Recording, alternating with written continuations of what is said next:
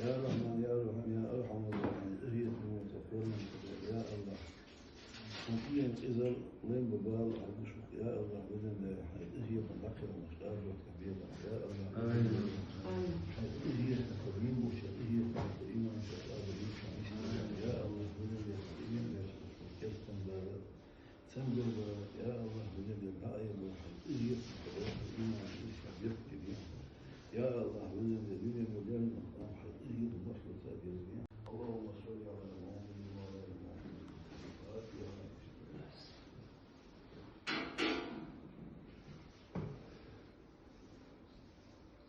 Bugün وبعد مثلا خوشدوی ودیت یوشدت ودینا قريت سايب شحاخ ومثلا دقدو مو новость мол хайтер вайн мол холен хол все чахлы ара да вот и вот он был уже паски эспект чудо что уже как долго кино на военную тему там Великая Отечественная война Лушина война шо теперь ищет состояние яркой атмосферы сонной там ищет это состояние вот и сказали убил ой энти ой турпал хой догадает чивой молодинава ба такой убил дулой Слово по Zoom-связи представителю Чеченской Республики Ичкерия в Полтавской области Украины Асет Шишани. Прошу вас.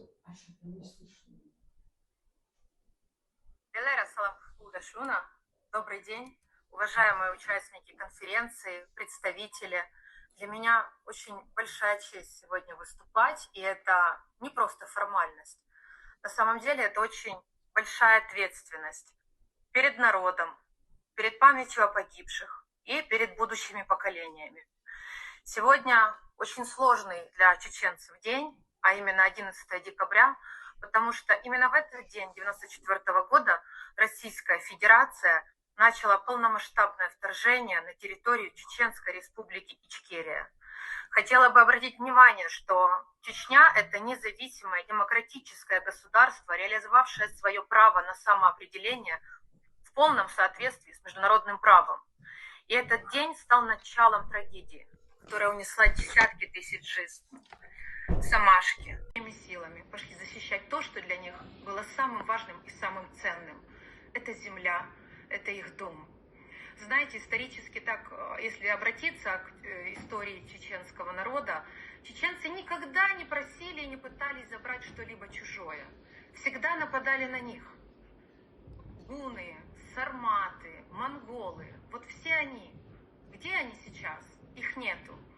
А чеченцы есть. И инша-Аллах это будут и дальше. Тот же народ, который сможет объединиться. Тот народ, который сможет противостоять вот этой машине, которая пытается нас стереть. Никогда, ни на один день наш народ не отказался от своей идентичности, своей чести и своего права на свободу. Вот это именно стойкость, основа, на которой строится международное правительство Чеченской Республики Ичкерия и наша деятельность фонда. Я хотела бы сегодня обратить ваше внимание, возможно, на те моменты, которые не сильно заметны общественности, но без которой мы с вами не сможем двигаться в будущее. Среди вас есть очень много просто потрясающих людей, которые вносят каждый день своим трудом лепту в том, чтобы построить будущее. Их очень много, но я сейчас перечислю таких вот лично, возможно, для меня самых ярких. Роза Дунаева, уполномоченная по правам человека омбудсмен. Газиева Фатима, это правозащитница, это член комитета деоккупации. Джабраилова Тина, Асет Саб, которая замминистра обороны Ичкерии. Эти хрупкие женщины на своих плечах занимаются поддержкой чеченских беженцев и вынужденных переселенцев по всему миру. Они защищают тех, кто подвергается политическому преследованию. Задокументировали преступления, совершенные против чеченского народа. Не секрет, что в швейцарском банке они собрали весь архив русско-чеченской войны. Вы представляете, какой колоссальный труд они делают, несмотря ни на что. Частью фонда есть проект о восстановлении культурного наследия и национальной идентичности. Ведь нельзя стереть нацию. Все, что можно, это лишить ее лица. Поэтому мы своими усилиями пытаемся новому поколению не дать потерять свои корни. Мы говорим о том, насколько красиво, насколько прекрасна культура чеченцев, адаты. Это не просто вот что-то старомодное, от чего пора уходить, идти к чему-то вот новому. Нет, адаты – это жизнесберегающее, это основа. Где бы вы ни жили, в какой бы стране мира, что вас будет отделять и отличать от остальных людей? Это ваша культура. Чеченцы всегда гордо носили это имя. Не могу не сказать и о силовом блоке, который является частью Чеченской Республики Ичкерия, не только потому, что это мой дорогой и родной брат Абдулхаким Ажиев, а потому что это тоже были простые ребята, которые пошли защищать свой дом и положили свою жизнь на том, чтобы отстаивать честь и достоинство своего народа. Ведь именно по стратегии Абдулхакима с его джамаатом нынешние военные силы Украины проводят диверсионно-разведывательные действия против РФ. То есть вы представляете, они не проходили военных академий, спецподготовок, но их опыт и их желание отстоять свое сделало из них просто потрясающих воинов с мировым именем. Очень многие думают, что вот просто чеченцам нравится воевать. Нет, чеченцы на самом деле очень мирные люди, которые просто хотят жить на своей земле. Сегодняшняя геополитическая обстановка создает для чеченцев уникальное окно возможностей, потому что она напрямую связана с войной в Украине. Это инструмент стратегического значения. То, что сейчас вооруженные силы Чеченской Республики Ичкерия находятся здесь и показывают просто ошеломляющие результаты на самых горячих направлениях и точках в Украине, очень важно. Украина – страна, которая предоставляет чеченцам реальную платформу для восстановления их политического представительства, формирования боеспособных подразделений и укрепления международной субъектности.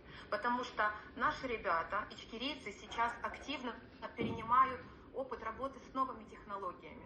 Прогресс идет вперед, он не останавливается. И они обучаются новой тактике ведения войны, они обучаются новому оружию. И поговорив о нашем главнокомандующем вооруженных сил и наших воинах, я хочу сказать еще огромное спасибо нашему премьер-министру Ахмату Закаеву. Это человек, который весь свой жизненный путь связал с Ичкерией и сделал все ради нее. Я хотела бы сделать небольшое резюме всех тех основополагающих моментов, которые он делает для каждого из нас. Он сыграл ключевую роль в сохранении чеченской государственности и международной субъектности Чеченской Республики Ичкерия. Благодаря его многолетней дипломатической и политической деятельности вопрос Чеченской Республики Ичкерия остался в глобальной повестке, несмотря на российскую оккупацию и несмотря на ту пропаганду, которую они ведут против нас. Он обеспечил непрерывность работы правительства ЧРИ в изгнании, сохранил легитимную линию власти. Он добился того, чтобы вопрос Ичкерии был представлен в парламентах, правозащитных структурах и дипломатических кругах Европы. Закаев системно передавал данные о военных преступлениях РФ международным судам, правозащитным организациям и СМИ, сохранив правдивую картину чеченской трагедии для мировой аудитории. Он укрепил связи между чеченскими общинами в Европе, содействуя сохранению культурной идентичности. Закаев продвигает демократическую, правовую и европейскую модель будущей чеченской государственности, которая основана на правах человека и принципах самоопределения народа. Он открыто заявил, что поражение России – вот это ключ к освобождению Ичкерии. И поддержал чеченские формирования, которые защищают Украину в составе антитеррористической коалиции. Поэтому я не могу не сказать ему в очередной раз огромное ему спасибо за этот просто всеобъемлющий труд. По-другому я не могу сказать. И, кстати, то, что Ахмед Закаев ведет такую активную дипломатическую деятельность в Украине, уже дало очень большие плоды. Никому это не является секретом о том, что именно с того момента, как он стал сотрудничать с правительством Украины, Украина официально признала, что Чеченская республика Ичкерия, которая официально была, ее геноцид признан, и подтвердили ее международный статус как государство, которое оккупировано Федерацией. И это не просто политический шаг, это акт исторической справедливости, пример для остального мира. 1 ноября этого года в Киеве состоялась конференция Северного Кавказа, на котором Михаил Подоляк, это один из представителей властей Украины, принес официальные извинения ичкерийцам за то, что мы не поддержали в русско-чеченскую войну. К сожалению, российская пропаганда и политика того времени опутала умы, и мы совершили тотальную ошибку. Мы не были с вами рядом, и мы не поддержали тогда, когда мы были вам нужны. Российская агрессия против Ичкерии стала первой частью цепи, которую мир наблюдает сегодня. То, что произошло в Чечне в 94-х, 96-м годах, 99-х, это же не локальный конфликт. Помним, что говорил Джохар Дудаев? Он сказал, что это пролог к агрессии против Грузии, Украины, Сирии, Молдовы и других стран. Сегодня день скорби, памяти и уважения. Кандидат исторических наук, доцент Львовского национального университета имени Франка, руководитель Конгресса украинских националистов. Сейчас вам слово, Николай Романович. Да, спасибо. Всех приветствуем. И сегодня у нас такое торжество, мероприятие, так само и во Львове мы празднуем наших героев. Сегодня мы маем, так как и вы в этой войне с Российской империей, большинство потерь, и в сегодняшнее время мы используем свое, чтобы победить и учиться на своих ошибках, на ошибках тех народов, которых покорила Россия, чтобы их не повторять и делать уроки с истории, потому что это очень трудно, чтобы Россия не повторяла. Мы хорошо приветствуем вас, всех ветеранов, которые воевали против России. Так само в первой чеченской войне наш Конгресс украинских националистов, Организация украинских националистов, мы как могли помогали братному чеченскому народу, и наша делегация антиимперского блока тогда в 1994 году прибыли в Грозный и на свои глаза видели эти зверства, которые делала российская армия и оккупационные войска. Потому и хотел бы вас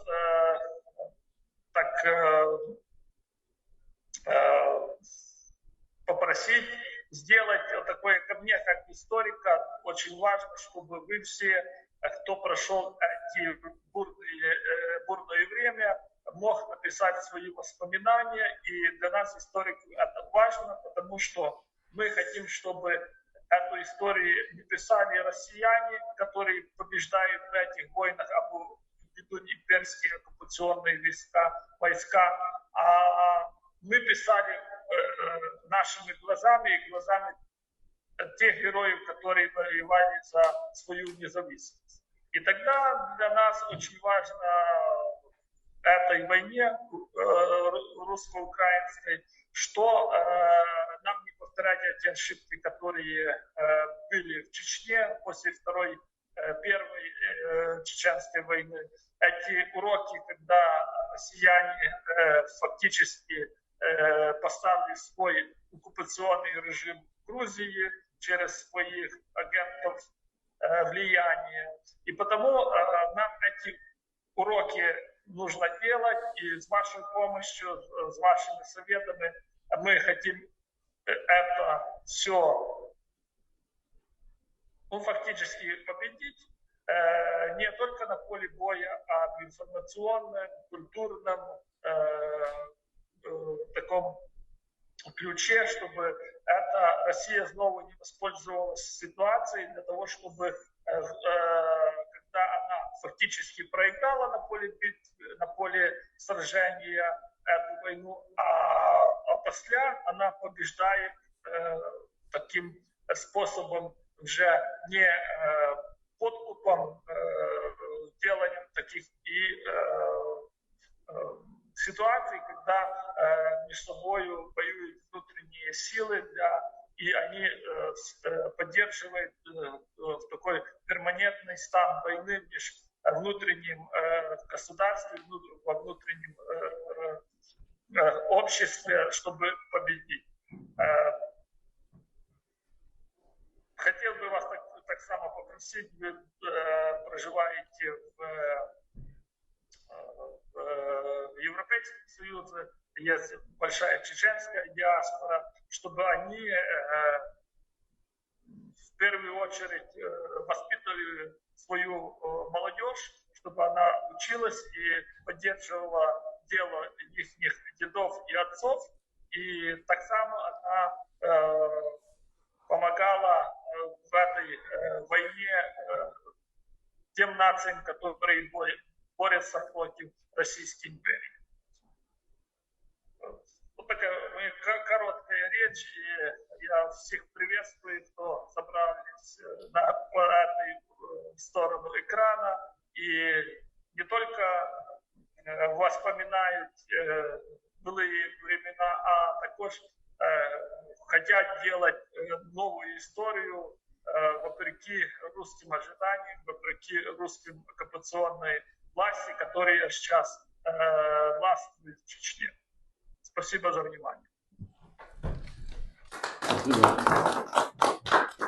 Спасибо большое, Николай Романович. Спасибо вам за поддержку. Я знаю, ко мне обращался как-то, когда началась война в 22 году, ко мне через Facebook вышел один человек, он грозненский украинец, который родился и вырос в Грозном, но Украину он тоже считает своей родной страной.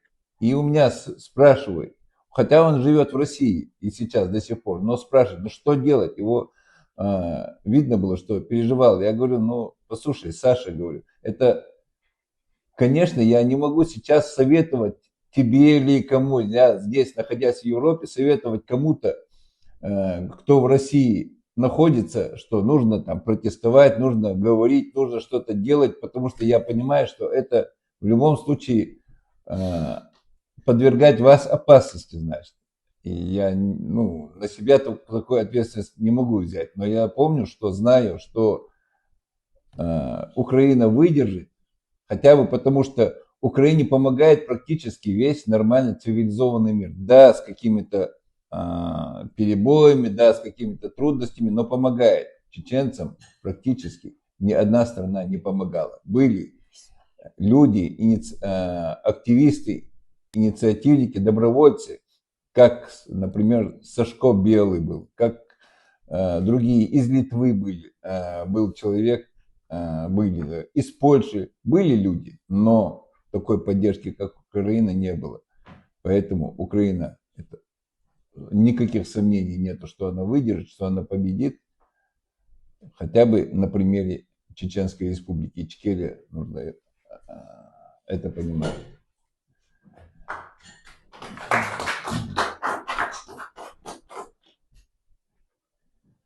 Хочу представить сейчас, кто будет выступать. Это друг чеченского народа, бывший член Сейма Литвы Станиславас Бушкевичус. Человек, который всю свою жизнь посвятил борьбе в борьбе против советской власти, национально-освободительского движения, национально-демократического движения, участвовал в демонстрациях, а также поддержку ее независимости. Даже представил юридический акт о ее признании Литвой. Итак, вам слово, господин Станиславович. Спасибо. Сегодня знаменательный и трагический день для Чеченской Республики Ичкерии.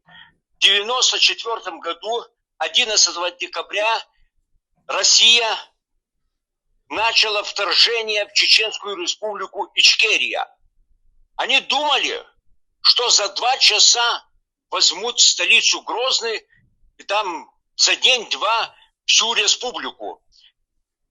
Но, как бывает с русскими, они опять свои силы переувеличивали.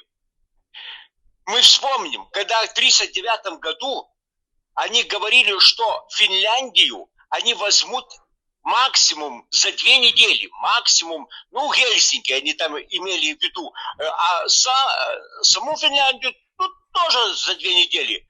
А что вышло? 3 месяца войны, потеря 10% территории только и мирный договор. А чеченцы смогли не только выстоять независимость, но потом в 1996 году они сделали замечательную операцию 6 августа и освободили не только Грозный, но весь народ и всю свою государственность, весь свой край. А в 1994-1995 году они там, вы лучше меня знаете, несколько месяцев, 3 или сколько-то месяцев Грозный не могли взять. У них были и оружие не только человеков, оружие побольше, авиация была, танки, все было. У чеченцев не было никакого, ни западного, я имею в военном смысле и правительства, ни западных, ни исламских, мусульманских стран. Правительства не поддерживали, поддерживали, но не говорили не все, но так, чтобы было, как теперь в Украине, такая финансовая, гуманитарная и военная помощь, это не было. Даже не только близко, а вообще ноль. Ни джавелинов не было, ни стингеров, ни американских гаубиц, ничего не было. И все равно вы победили. Даже один русский генерал, я сам слышал, сказал, если чеченцы тогда во второй войне имели хоть 1000-ную долю, что имеют теперь украинцы от Запада, от исламских, мусульманских стран практически ни Украина, ни вы не имели. Но от западных стран, что теперь имеют, и чеченцы бы имели хоть стингера, хоть джавелины. Там уж не говорю о всех гаубиц и всю финансовую миллиардную помощь. Так они не только выиграли вторую войну русско-чеченскую, но они даже дошли до Москвы. Вот так, это русский генерал говорил. Даже дошли до Москвы. И рано и поздно вы будете независимыми. Это даже не обсуждается. Чеченская республика Ичкерия будет снова независимым государством. Но нужно, чтобы теперь в Украине они проиграли. Чтобы не было этого договора о мире, который будет не на руку и украинцам, и всем будет не на руку. Потому что, если я говорил украинцам, своим друзьям, если вы подпишете теперь договор, там отдадите несколько территориях, так вы потом опять получите вторжение, но теперь будет вторжение уже из этих территорий, и до Киева будет недалеко. Это самое главное. У чеченцев, кажется, 15 только процентов территории было оставлено в 96 году. Я могу ошибиться, вы лучше знаете. Но все равно они сумели первую выиграть. А вы теперь не имеете около там с Крымом 20, плюс 20% не имеете. Имеете 75-80%. Так вы можете победить. Но нужно, чтобы у вас был такие военачальники, как был Чехар Дудаев и другие. И нужно, чтобы не бояться искать всякие такие альтернативные пути, всякие такие хитрые пути. Потому что даже НАТО никак не могли понять, ну как 2000, там не было 2000 человек в 96 году могли выбить 20, 30 или сколько там тысяч русских из города. И в защиту в каждой книге военной написано, что должен быть 4, 5, от 3 до 5 больше, когда ты нападаешь. А здесь, когда нападали в 96 году, их было по русским официальным, было 12 или там 6 раз меньше. У вас, они говорили, было 2000, от 800 до 2000, у них было 12 тысяч. Но это официально русские, они врут, как всегда врут. Но если даже брать, что у вас было около 2000, у них только 12 тысяч в Грозном, и нападающие выиграли 1 к 6. Это, ну, как говорится, уму непостижимо. Вот так. Потому что у русских можно выиграть, но нужно стратегическую инициативу иметь украинцам. Нужно нападать, нужно быть наглым, инициативным, моральным, духовным. Вот можно их. Я не говорю, они не слабые, но они и не так сильные, как, допустим, во Второй мировой немцы были. Немцы только за 4 месяца во Второй мировой войне, за 4 месяца взяли всю Украину, когда она была оккупирована Советским Союзом. Только за 4 месяца. А теперь 4 года, и русские там ничего не могут сделать. Когда украинские совсем были не готовы к войне, они думали, что будет мир, что Путин не нападет. А немцы за 4 месяца. Так вот, у русских можно выиграть. Не только можно, но нужно. Но нужно не говорить всегда, говорить мир. Теперь, когда солдат стоит в окопах, а ему говорит мир, он будет думать, а зачем мне идти в атаку, если завтра мир? Так я, может, не пойду ни в армию, ни в атаку. И когда ты говоришь о мире, да, каждый человек нормальный хочет мира, но когда идет война, ты говоришь о мире, ты демотивируешь, он не знает, что делать. Ну, допустим, вот идет футбольный матч за золото в Олимпиаде, а тренер бы говорил, да вы знаете, может будет мир, может мы с другими футболистами другой команды, тренер и я сделаю мир, так мы, тренер, за золото боремся. Ну, знаете, мы вот теперь немножко проигрываем, но, может, я договорюсь с ним, они не будут мотивации не будет. А этот другой тренер, вот Путин, врет. Он, когда им говорит за мир, он врет. А украинцы, когда говорят о мире, они демотивируют. Не надо, нужно говорить о победе, даже если ты все уже проиграл. Все равно, вот, допустим, пример, Сирия, да? У них совсем ничего не было уже. Они победили, и теперь президентом стал Ахмед, кажется, его так фамилия или имя.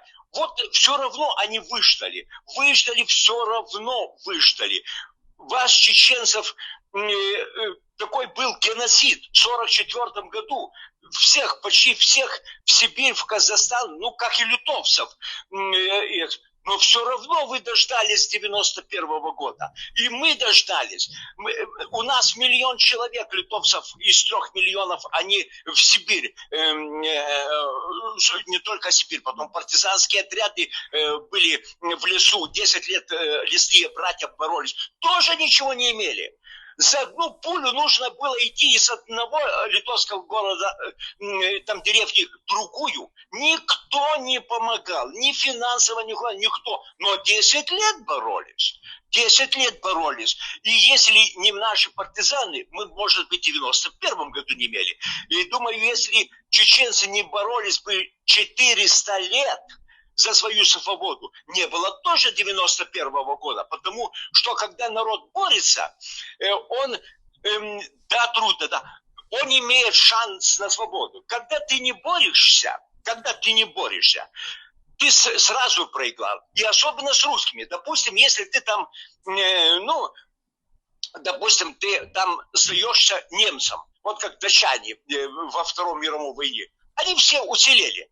А кто сдавался русским, всех они убивали. Как и в Украине, в Буче, везде, где ты сдаешься. Русские всегда убивают. А если не убивает, делает ассимиляцию, свой язык, свои культуры. Допустим, нам, литовцам, не разрешали наш латинский алфавит, не разрешали нашу веру. Мы католики, они православные. Но они хотели, чтобы не было католиков. И еще что я скажу. Мы боремся против дьявола. Sarga narsha dogil visande del reza khil tahan hoqtian liran bin quz melvi anchonna sabe anchonna da geçtoy wallahi tqayt hayt şu halq vay adam karzakh şeysin oş miç dodurdu utsakhuş dolla dünya bodani dirsin er me kadolştu das iduş vayn dökhndi der artaqalerdi غلغاش ديك ناق وصل ليتر وتغاس قشن دوحلو يش دي ريز خيلتان يش بيجي يجي بودا المقلح هوق دين يردعدول دلار قيمتي وي نوغتشي تشوح تغن أقصورتش كحاش والله وي ديت تدي يشتين وشن دات يش وين إديتش وي دال ديتش دويتيش الخيتسون وي قومو تحتر لينا بالا نش لينا سينغت مش لينا قام هلقدر وي داغوريش وي تشاتخوريش شادرش لينا قوي تحبوس أتصل إبالا وين إسينغتم وين مخ وي قومنت إبوسين بولش أتكرستن شتخن ترجح والشيء قام يحبق برزين ترجح يحيرزين دعويت شورستق ملخو إديلخ والبو الخيتسون وي دالر دويلسونخ بيزن ديلخ أتبلخخ داق هورا وي نوخشي چوح ملخلوشتولش دينا ليرنبر إيوي قيوش قانين إدوزي تروي هورن دي قردو الخيتسون وي تغن كيزغم كل هرسن دولش دينح بولش تغن قزح تحقيدة بولشلوش آقشا دولش تلاح والله هروي قاشنا خدات تغرح قيدش خدوي قزح عشوي تنح دودات تتخوش خيردر